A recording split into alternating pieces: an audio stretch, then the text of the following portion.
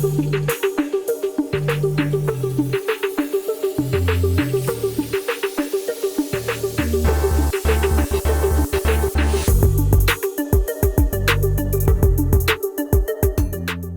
it going? I'm Jake Hibbard, and this is Sports Night, brought to you by First Bank of Wyoming. One more time this year, we're on to the state tournament for basketball, which means everyone's coming in to tear down my studio.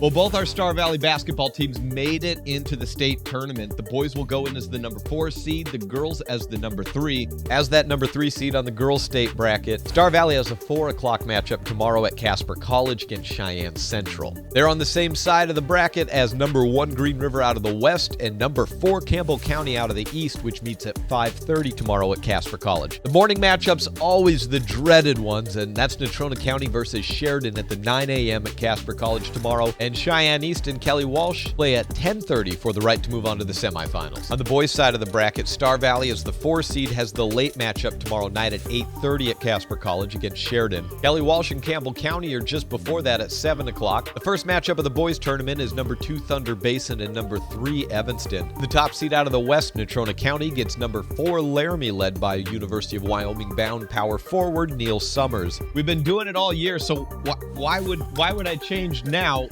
Yeah, let's go take a look at what we got this week. Starting off on the girls' side, Central's led by Carson Temple and Izzy Kelly, combined averaging 32 points a game. That's more than half of their total offensive output, so when the ball's in either one of their hands, look out. Specifically, Central runs really tight screens to get these two open, which has Star Valley head coach Kate Erickson preparing to do something that he normally wouldn't, and that's switching on defense. Because as the old adage goes, if you can't beat them, switch them. Coach Erickson is hoping that maybe switching more defensively will help keep his defense in front of the ball. Unfortunately for Star Valley, they come into the state tournament as banged up as they've been all season. Ambry Nelson, Ruby Hill, Cambry Johnson, among those ailing.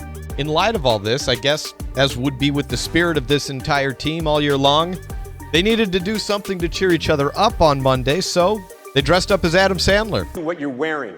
Nobody even thought about what I was wearing till you brought it up! So yeah, there they are. Adam Sandler. I think my big question for everyone out there, looking at this photo, Billy Madison came out 30 years ago in 1995. Did you think that your kids would be dressing up as the same person that you were watching back in high school? On the boys' side, Star Valley has the late game tomorrow night, 8:30 at Casper College against number 1 out of the East, Sheridan.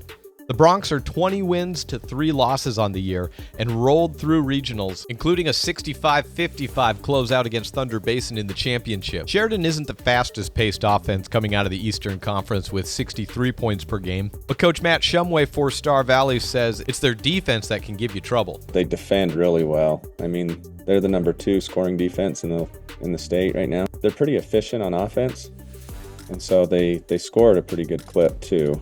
That's what makes it so tough, is they make you work on one end and then they don't really let you off on the other. Broncs are led by Nate Miner. He's a 6'4" wing averaging 19 points per game. Of course, he can score inside. He's got a beautiful mid-range game as well. And oh yeah, he's shooting 49% from 3.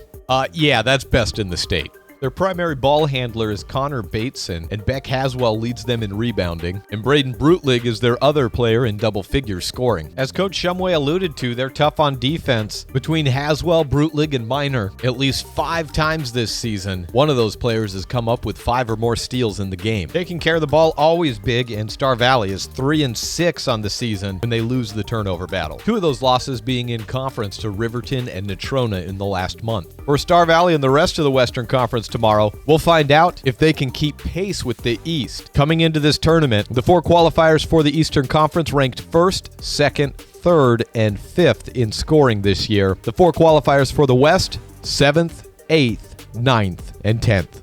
Game times tomorrow on SVInews.com, 4 o'clock for Star Valley versus Cheyenne Central for the girls, and the boys 8:30 taking on Sheridan. And that's it for me. Like I said, last show of the year, so thanks so much for joining me all year long. I'll see you guys next year.